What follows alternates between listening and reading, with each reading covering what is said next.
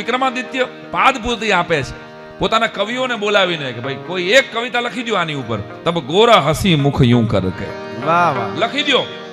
8-10 જણા મોટામાં મોટો સરપાવ આપવામાં આવશે, પણ આટલા આ કવિતા આટલી છે કે ત્યારે એ સ્ત્રીએ સહેજ અમથું મલકાટ કર્યું. તબ ગોરા હસી મુખ यूं કર કે 10 જેટલા કવિઓ આવ્યા, એક પડદા ઊંચકાવતા જાય. એક દરેક કવિતા છે ને એ મૂંગું ચિત્ર છે, અને એ દરેક ચિત્ર છે એ મૂંગી કવિતા છે. એટલે આમ જોવે પડદો ઊંચકાવે મજા ના આવે. બીજો, ત્રીજો, ચોથો, 8-9 પડદા ઊંચકાવ્યા. રાજા વિક્રમાદિત્યને મજા ના આવી. મારે જેવી જોઈ છે મેં એવી કવિતા નથી, એવું ચિત્ર નથી. અને છેલ્લો પડદો બાકી હતો ને છેલ્લો ઊંચકાવ્યો ભેગો તો અંગ રૂવા અવળા થયા ને વ્યાપી જ્વાળા વ્યોમ. રાજા વિક્રમાદિત્ય કોણ છે આ ચિત્રકાર? મહાદેવ પડી ગયા છે અને પોઠીઓ આગળ ભાગે છે, એની વાહે બરાબર વાઘ ભાગે છે, અને પાર્વતીજી બાજુમાં ઉભા દાંત કાઢે છે. આ ભગવાનની મશ્કરી કરનારો આનો શિરછેદ કરી નાખો. ત્યારે ઓલા કવિએ કીધું કબૂલ રાજા, આપ જે કહેશો એ શિરછેદ મંજૂર છે, પણ મારી કવિતા તો સાંભળી લ્યો. તો સંભળાવો. અને કવિએ કવિતા કરી, સાંભળજો કે ભસ્મ ચડાવત શંકર કોયરુ લોચન બીજ પરિજપ કી.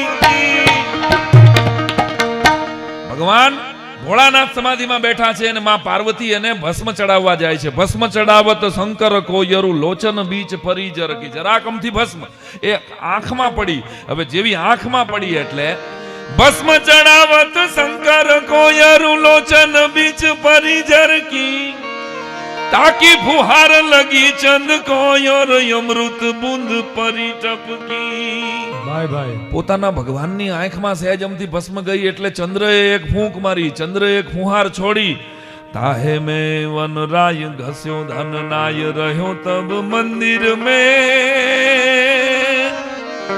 જેવી ચંદ્રમાએ ફુહાર છોડી એટલે 2 ટીપા ચંદ્રના અમૃત, ચંદ્ર પાસે તો અમૃત હોય, એ અમૃતના 2 ટીપા ભગવાનની આંખની પાપડ માથે આવ્યા ને ગુરુત્વાકર્ષણના નિયમ પ્રમાણે એ હેઠા આવ્યા. ભગવાન વ્યાગંબર માથે બેઠા હતા એટલે અમૃતનો નિયમ છે કે જેની માથે પડે સજીવન થાય. એટલે ઈ વાઘ સજીવન થયો, અને જેવો વાઘ સજીવન થયો એટલે બાર નંદીને ભાળી ગયો. એટલે વાઘ ભાગ્યો નંદી માથે.